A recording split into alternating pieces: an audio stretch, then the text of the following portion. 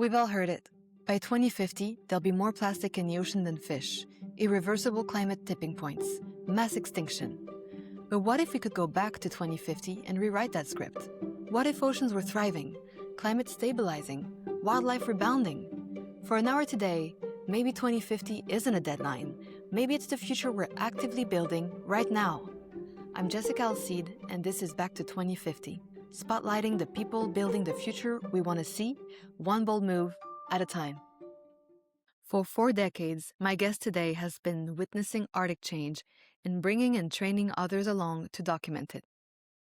Jim McNeill is a polar explorer who spent those 40 years gathering critical data, manual ice thickness measurements in areas never measured before, monitoring polar bear population, and confirming on the ground what satellites see from space. He's witnessed ice retreating, permafrost melting, and the once frozen Northwest Passage opening. But Jim doesn't explore alone. Through his Ice Warrior project, he's trained over 500 everyday people, not scientists, to help measure Arctic change. And now, with Ocean Warrior, he's embarking on an 11-year mission to take the pulse of our oceans, sailing 20,000 nautical miles annually to measure ocean temperature, salinity, and biological health, the vital signs of our planet. Jim, welcome, and thank you so much for being here with me today. Well, thank you very much for having me. I'm delighted to be here. My first question would be just to project ourselves a little bit in the future. It's 2050, and the Ocean Warrior mission, 11 years of measuring ocean health with citizen scientists, is complete. What does success look like? Well, we decided to carry on because it went so well.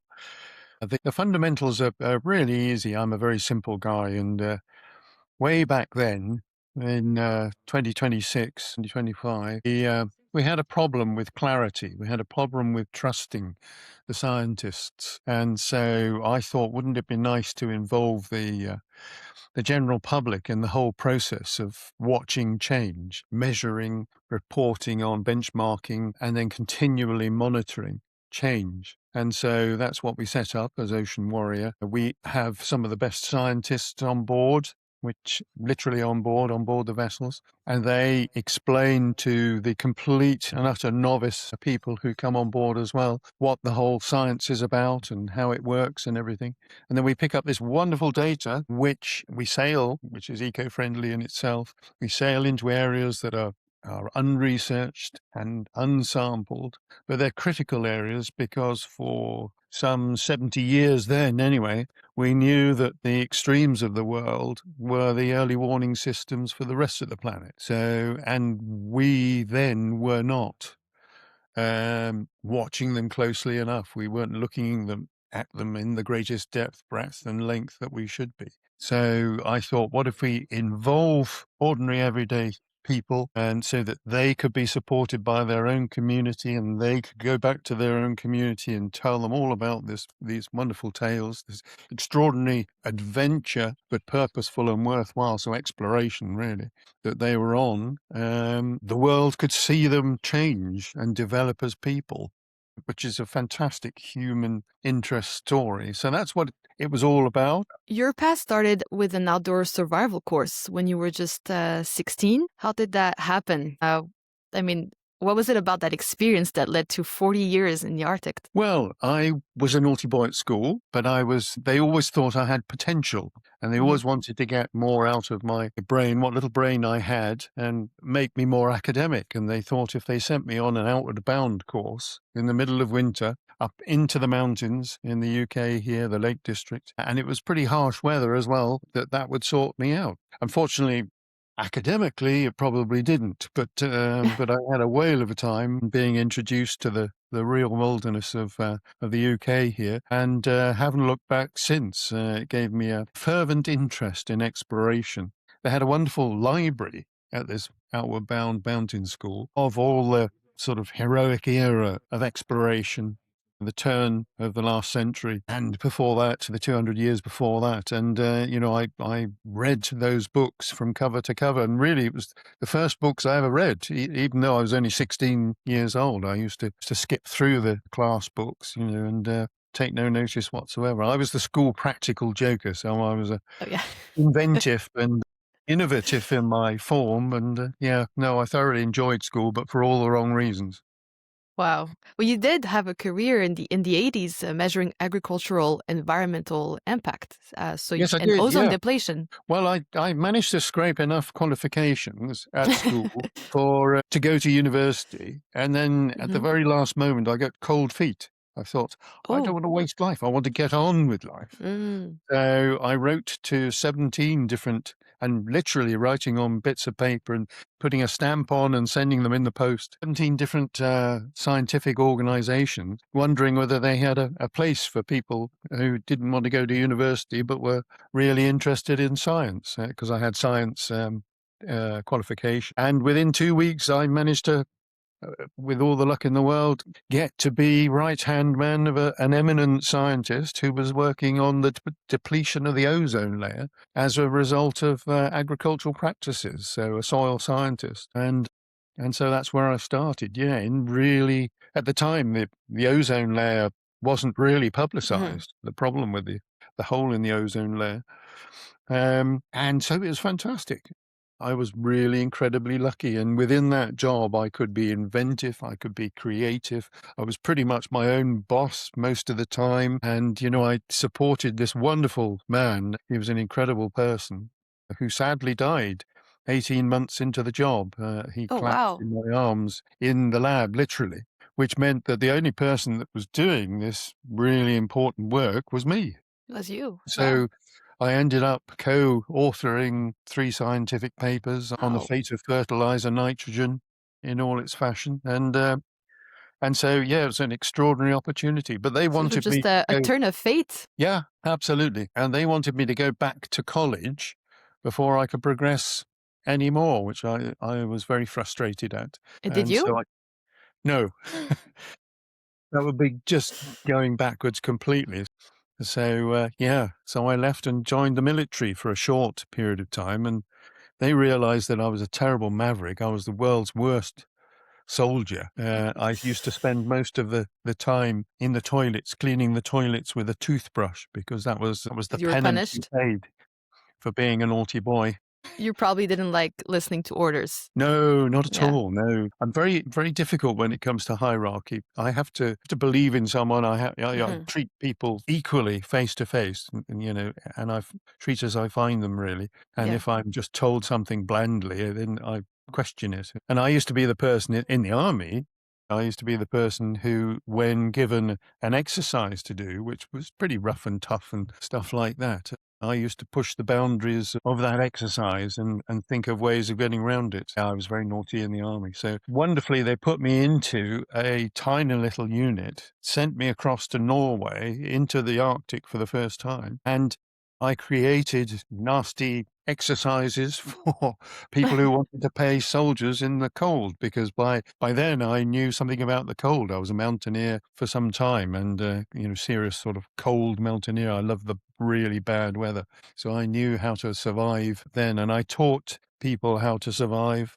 I created these what I call nasty basti exercises. They went on them, these people playing soldiers, and if they did well through the snow and everything, then I put a spanner in the works, so to speak, and made it more difficult for them. Wow. But if they didn't do well and they were getting cold and what have you, I'd turn up and teach them how to survive properly and work properly in the cold.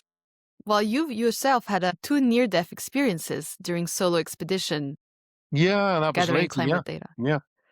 Can you tell me one of Yes. those? What happened? How did you, and Gosh. why also, why did you keep going back when you're so close to death multiple times? Well, 1995, I was doing a long expedition for the Canadian government on the northeast coast of Baffin Island, and I was vetted.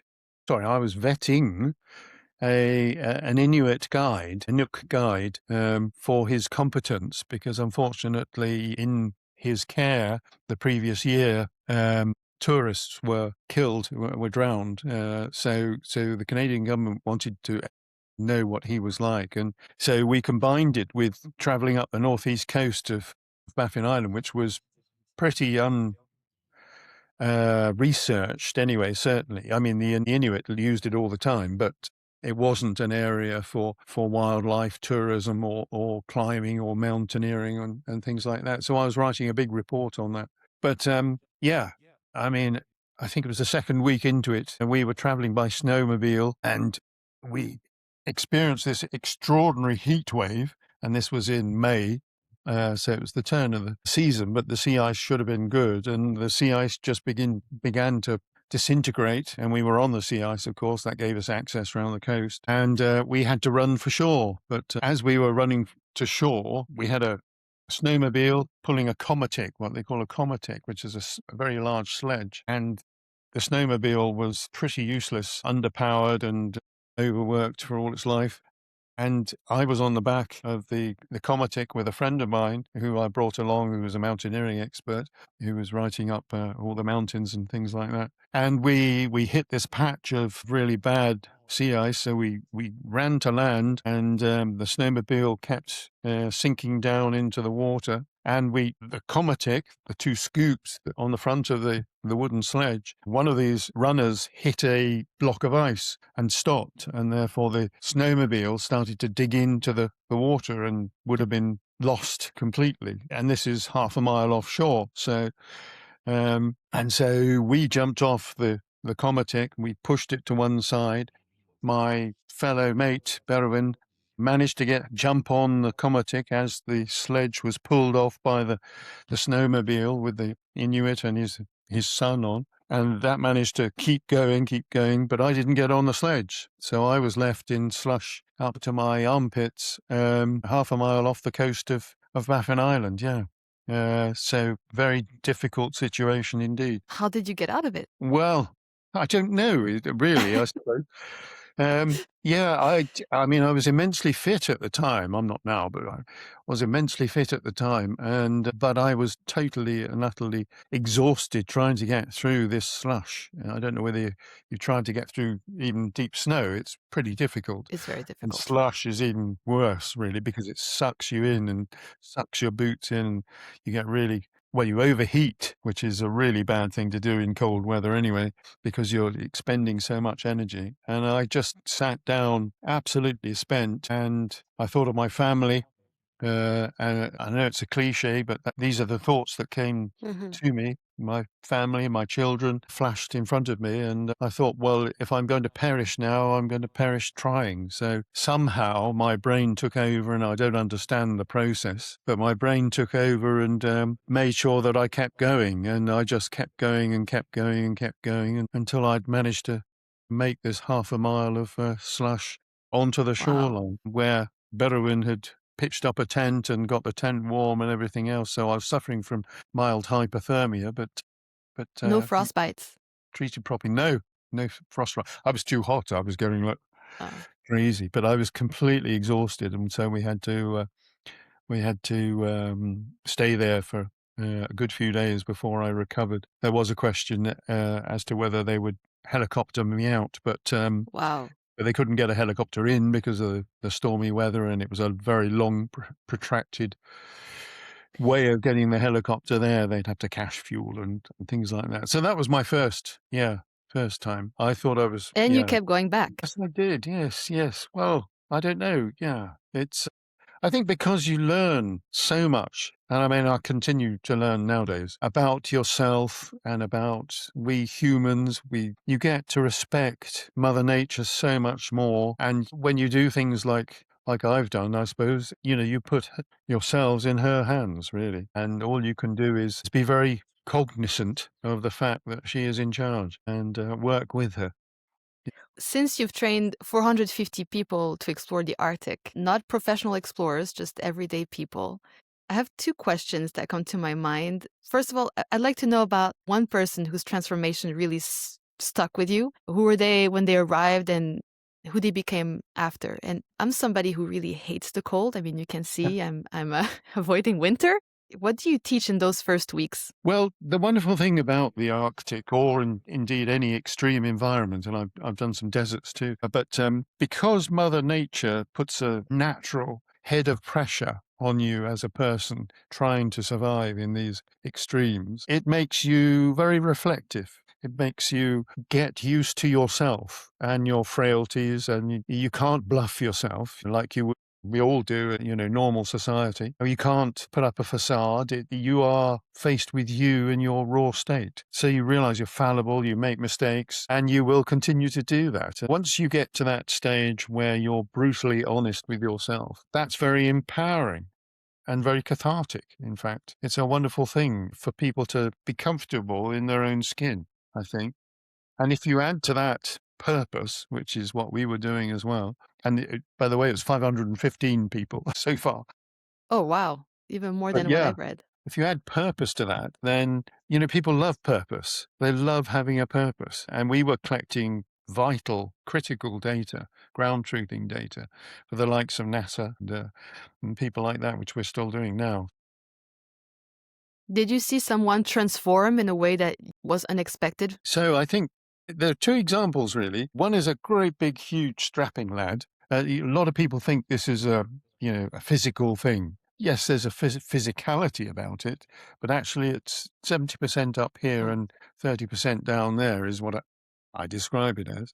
But this was a huge fellow, and he was a ground worker, a bricklayer from a place called Essex, which is a sort uh-huh. of really down and out sort of place in the UK here with a strange accent. And he turned up, which was fantastic that he volunteered. And he couldn't read or write properly. And he went through the process of learning all these skills. We teach them how to navigate, we teach them how to deal with first aid emergencies and critical emergencies and critical crisis management and communications and technical stuff and all sorts of skills they get as they go along. And he thought this was wonderful. And he actually taught himself how to read and write. And nowadays, which is, I think, about 20 years later, he is now a very successful businessman building eco houses Wow. in the UK here. So I think, and he's such a wonderful person. And yet, well, he called himself a burger and beer man. It's like it gave him the confidence to become himself. Yeah. He gave He himself gave the himself confidence. Yeah, the exactly. confidence. It's a self-developmental process, really. All I do is sort of guide them and facilitate. That's a terrible word. Watch them really, and from a safety You're point of view. a mentor in many, many ways. I hope so, yeah, because I Yeah. come from a very humble background myself. I was come from London in a council house, which is sort of provided for you. My family weren't rich at all in any way, shape, or form, wealthy. But if I always say if I can do it, then most people can do it. And so I suppose that is a mentorship, really. And the other one was quite a clever but very slight. I mean, one of the slightest, very tiny women that you can imagine, but frightfully posh, frightfully posh. She had a very posh English accent, and she was actually a descendant of Anne Boleyn, which was one of King Henry VIII's wives. So Wow. she had a huge, great pedigree. And this was the wonderful thing about mixing these people together.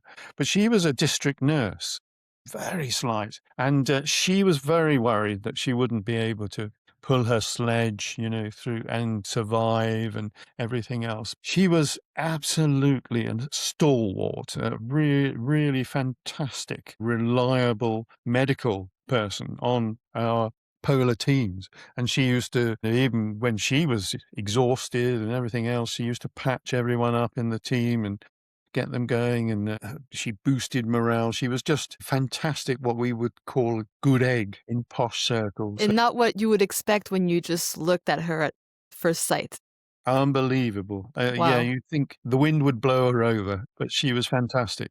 That's Absolutely fantastic. incredible. Well, after 4 decades focused on the Arctic, you expanded to Global Warrior Project and you launched Ocean Warrior as your first new domain. Why the ocean and why commit 11 years of measuring the same routes? Well, I suppose 11 years was just a notional thing, really. I just wanted to get in there and put a much better finger on the pulse of the planet, full stop. I don't think we've done that very well. And I think scientists, whilst they do fantastic work, they very much work in sort of silos and don't always talk to each other. And what they really don't do is explain and talk to the general public about their work in very much depth, or in terms that relate to the general public. What does it mean for, Joe Soap down the road here if the sea is too salty? What does it mean to them? And that's the bridge I wanted to create, the new space, if you like, between society and science. And that's what we hope to do. The other thing I wanted to do was expedite the process. So if you do your bit of science, and I was a scientist, and you start writing it up as a paper, that all that fantastic science that might be really relevant to the day right now and should be out there immediately is left until it's peer reviewed and published in a publication. And that process, you're lucky if that takes 18 months, and many of them take far more than that. In fact, if you take the IPCC documents, a lot of that fantastic study, because of the peer review process, is 7-8 years behind the times. So we wanted to reduce that time frame and get data that we could talk about, what we call empirical data, so you can't dispute it. If you put a temperature gauge out there and it says it's 40 degrees, it's 40 degrees. There's no question about it. And so it's empirical data into the public domain and tell them what that means as near live as possible in an immersive, massive dashboard in the high street, in the airport, in the museum, in the transport hub or whatever, then perhaps you'd cut through the noise that exists at the moment. People are very confused at the moment, and apathy rules because the whole thing is overwhelming. It's hugely difficult to understand exactly what's happening. So I wanted to make it far more simple with irrefutable evidence and put it into the public domain in a way that people could understand. And when you do that, how do you get governments to act? Well, that's part of the process we haven't done yet, because Ocean Warrior hasn't taken off as such yet. I'm still on Yeah. the funding rounds, but we're doing very well. But once it takes off, then it's really talking to the electorate. So that's one method of getting the government to act. And then the other thing is collaboration with all the governmental organizations and the other UN organizations and everything else, so that you have no question about what's going on. If you try to mitigate climate change with this device, is it making any difference? We should be able to tell that through the actions of Ocean Warrior. So we're sailing these vessels, through unsampled, unresearched areas in critical areas that show the early warning system for the rest of the world. So we should be able to find out what's going on. When you've seen the geopolitical race for Arctic resources as the Northwest Passage was opening, how did you navigate operating in regions where climate change is creating those new territorial tensions? It is immensely difficult. I mean, if you take tourism, for example, in the last 17 years, tourism has gone up 500%. And tourism, whilst it's a wonderful thing to bring people to be aware of these situations, pristine environment or relatively pristine environments, it needs control. And there's a lot that isn't controlled right now. And so it is a worrying aspect when you add humans. Unfortunately, we as a species tend to not be very aware of our presence and what the consequences of our presence in such numbers means. So, yeah, it is very difficult. What is like through everything you've seen, like ice depletion, shifting weather patterns, melting permafrost, and impacts on indigenous communities? What's the hardest thing that you had to watch happen, Uh, or one of the hardest things? Yeah, well, it is the shock on the indigenous peoples is very difficult, and I have had some very unfortunate situations with very young, youthful individuals who have committed suicide as a result of the pressures that their communities are going under. So that's been, tragic. And all around them, their homes are built on frost. That permafrost is melting, so they have to move their homes. Their whole culture is changing as a result of them not being able to predict weather patterns, because one of the big things about experience of the elders, was that they could tell when and where the ice would crack up in a certain way. All that is gone because of the the change in weather patterns and the depletion of ice. So the effect has been dramatic. Are these stories being heard? Yeah, well, I hope so. It's people Are like me. governments acting on these things, like local governments? Yeah, they are. Yeah, to be fair.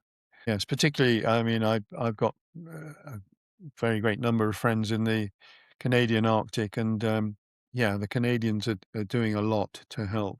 Um, I in 2007, way back in 2007, I attended a conference, and at this conference, they had scientists, they had uh, political leaders, the politics, and they had commerce. So the big oil companies in particular, and the conference was about digging up the Arctic to get the oil reserves out of it. And the scientists said, "Oh, you shouldn't do this, and this is what's happening, and climate change is happening," and it was all good stuff, and very relevant, very interesting, very worrying. The politicians came on stage and just played politics. They were pathetic. It was just dreadful. The Americans used to come on stage and the Russians used to walk out the room. The Russians went on stage and the Americans walked out. It's utterly, totally ridiculous. So shallow and short-term. And then commerce came along, and the Russians with the Americans, would you believe, at the time, stood on stage and said, "We already have 168 wells producing oil right now out of the Arctic basin." And, I realized that science is great and it tells you what's happening. Politics is a waste of time, and it certainly was then, and it probably is now. But unfortunately, it is our only governor. But the movers and shakers and the drivers of the situation were commerce. So how do you tackle commerce? And, the only real way of doing that is to change people's attitudes towards economics, which is a really, really difficult thing to do. And I don't know enough about it, but Can I you give do me realize, like a concrete example? well, we live in a world where if you have a company, it doesn't matter how big or small the company is, it has to grow. Well, we have a finite world. So not everything can grow. And particularly from an economic sense, it doesn't make sense for everyone to grow. And why should you have to grow? If you've got employees that are living really nice lifestyles and support their family and are happy and healthy, then fantastic. That is what a company should always be about, or a corporation, in my book. So we have to change very deep set minds to think about, the social aspects of their company. I'm no communist or anything like that. I don't believe in, I'm apolitical actually, because I haven't found a party I can really support, to be perfectly frank. But, just from a common sense point of view, we have to think about ourselves, our actions and reactions and, growth. The idea of a continually growing economy is just not reality. You said that if we wait for disaster, it will be too late. What do you think that we haven't reached that point, like that the work that you're doing can still make a difference? Yeah, well, I do. I think it's all about this irrefutable evidence. And I think it's all about engaging the general public in that, because that sparks up their interest. They become better people as they go on these expeditions, by the way, because on an extreme expedition, you have a microcosm of society, really. And if you find out very quickly, once you get to know yourself, that if you look after each other and you become kind and considerate and compassionate, and really start working together properly, which it demands, then everything becomes much calmer and safer and more controlled, and you have a much better time. And there's time for fun, there's time for really enjoying it and really absorbing what you're doing as well. So, There's one thing that really struck me when COVID started. There was this whole world confusion about COVID and how to act and the measures to take to prevent the spread of the disease. And I was really, really shocked about how fast the governments in each countries were able to implement rules and bring changes to for the security of the public. And I was really it really baffled me that we're not able to come to consensuses like this, agreements like this, when it comes to climate change, when the science is so irrefutable. And why are we not able to come to a common agreement that safety of the survival of our species has to come first, and therefore we have to make drastic changes, agreements, rules, new laws for a sustainable future. It was just baffling to me how fast, within a few months, the whole world went on pause thought and just reassessed its laws and rules, and we're not able to do this when it comes to climate laws. Yeah, well, think this is where economics drives in. I think this is where commercialism is the bad boy, because everything becomes short term. People become greedy. People want a better lifestyle than the person next door. A better car, a better disposable income, etc., etc. I think we have to try and change that mindset at a really fundamental species level. And once we start doing that, then we'll be much, much better off. And I use a good example, actually. I used to work on the depletion of the ozone layer, the hole in the ozone layer. And in 1992, we had the Montreal Agreement, Yes, which was to yes, stop CFCs. yes. I don't know how we did that then. It's Yeah, kind of crept through the back door, but it was a massive, massive global change, which means we can do it. we And can do it. nowadays, the ozone layer, the hole in the ozone layer is getting much, much better and will be repaired very soon, I believe. So we can do it. And that's what gives me hope. That's what gives me optimism. People give me optimism as well. People who may not have anything to do with the science or the politics or the commerce. Just ordinary everyday people have the power, really, put together collectively That to demand that their politicians do pay note to it, that their commercial companies, I'm not going to buy your car if your car is going to, mhm. exude pollution all over the place. We do have power. We just don't realize we have it, I think. This was one of my next question after 40 years on the front lines. What gives you hope? Ah, But yes. it seems like it's the people. The people give Yeah, you it hope. is. Yeah. It's such a positive experience to watch someone who never thought that they would see a whale or a glacier or an Inuit, to watch them go through the process of learning how to deal with Mother Nature in the extremes, potentially at her worst, and still do something really positive for us as a species. Watch, they just grow enormously. It's hugely developmental, and I'm delighted to be a part of that process. It seems like we're more and more isolated in cities and disconnected from nature. So from what I hear from you, the more we're in contact with nature and we see that what it has to offer, the more we want to protect it and be part of the change. Yes. And, particularly these days, we have the ability to put those stories across in the very best fashion, right down to augmented reality and virtual reality and, in beautiful cinematic films and things like that. We have the ability to put these stories across. And everyone on our boats in Ocean Warrior will be telling their own story. So they'll be telling who they are, why they're there, how they are faring. And sometimes that will be really well, and they'll be euphoric because they've just seen their first polar bear or their third polar bear or something. And sometimes it will be really hard, and they'll be crying and they'll be, in a trough, mentally speaking, because that's the nature of the extreme environment they're in. And they've just had an argument with their fellow persons and they don't know what to do about it. But that is a very rich story, and everyone learns from watching that. And they think, well, I wouldn't do that. I wouldn't. So I think it's a knock on effect, and they learn from it as well. We all learn from being in those sorts of environments. And I continually learn. I mean, it's just wonderful. I know I've done it for a long time, but you never stop learning about yourself and about your interaction and about how you can be the best possible nature you can for the species. If someone listening wanted to be part of Ocean Warrior and they want to become a citizen scientist, what's possible for them and how can they get involved? Well, it's very important to me that it's nothing to do with money.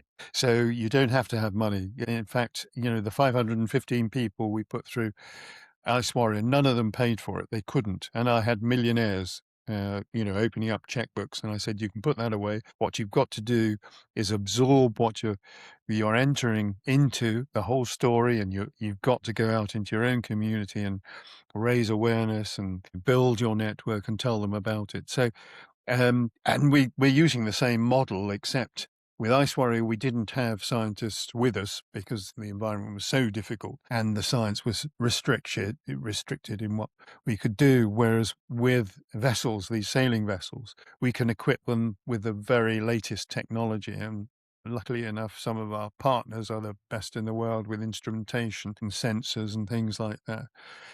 So we've got a sanctuary, so we can be much more, if you like, civilized about it, although that vessel might be going through really tough situations. So yeah, I think they can go onto the website that we've got, which is global-warrior.com, and go into Ocean Warrior on that website and sign up. That would be wonderful to hear from them. And we need everyone involved. If we can do this together, and I believe we can, then we will make much more clear the picture. We'll be able to tell how we're faring properly. We'll be able to say exactly what's going on at that point in time and know whether it's in a positive direction or a negative direction without any dispute. So we'll have clarity. And I think that will change apathy into action as well. I wish I could sign up. I wish I could be part of the crew. I do. I'm a mother now, so it'd be a little tough to bring my child along, but Yeah. I like it because many times in my life did I want to join cruise like this, and it was either very expensive or you needed to bring some sort of special skill, like being a chef or being a photographer or being an engineer of some sort, like just to be able to help the crew along. And curiosity was not enough. You are contributing by, just interviewing me here. The more people get to know about it, the more volunteers we get, the bigger the whole impact on our species. And it's not about the planet. The planet will survive, as we all Yes. know. Yeah. It's Mhm. about us as a species. Will Mhm. we survive? Will we continue to develop as a civilization? And I think that getting more civilized is being realistic about our commercial values and changing those regimes to And our adopt. limits. Yeah, absolutely. I'm starting this little tradition on this podcast. So the previous guest left a question for the next guest, not knowing who it was going to be. So Ah. the question is, if money wouldn't matter, what nature space would you teleport yourself to? Oh, well, that's a difficult one for me because I suppose, I mean, the ultimate in exploration is above and beyond our atmosphere, I guess. So if money were no object, and I don't think it's a money thing, actually. I think it's if I had the money, I certainly wouldn't spend it on that. But Mhm. I think the ultimate in exploring is finding out what our planet system is all about and going Mhm. beyond. But that wouldn't be a fiscal thing. What would be your question for the next That's a good question. I think it's probably, what do they consider would be the most important priority to make us a little bit more civilized, such that we survive in the future? Well, that's loaded question. Yeah, I know, but I can't Yes, help no. myself. I'm a Mhm. driven person. Thank you so much, Jim, for taking the time today to answer my questions and sharing a little bit about your experience. Like I said, it would take 3 hours to go in depth through everything you must have witnessed, seen, experienced. You've had a really full and extraordinary life, and you keep going and you keep pushing and you keep believing. And it's really, really extraordinary to be, even remotely in the realm of someone like you. And it's very inspiring. So Well, that's very thank you. kind of you to say so. Thank you for I'm your trying to time. write it down on a book at the moment, so You are? So I that's am. what we're expecting from you in the next the book. Well, yeah, that's my real challenge because A, I'm not sure I can write a book, and B, no one's going to write it for me, so I have to sit down and write it. I'm 3 chapters in, and I've put it to editors and what have you, and they think I can write a book, so I'm continuing. But it is a real struggle for me. I'm a person of the real moment, and I want to get on. So to go back into my history is a difficult thing, but I've realized now the older I get, the more that becomes my legacy and what I give to people, if you like. It is. And so, Extremely valuable. Not many well, I hope explorers so. did what you did. Watch this space. You've just listened to an episode of Back to 2050. If you liked it, please share it along. If it sparked something in you, I'd love to hear about it. And if you know changemakers building solutions who should be on this show, send them my way. More episodes on Spotify and Apple Podcasts. I'm Jessica Alcide, and this was Back to 2050. Thank you for listening.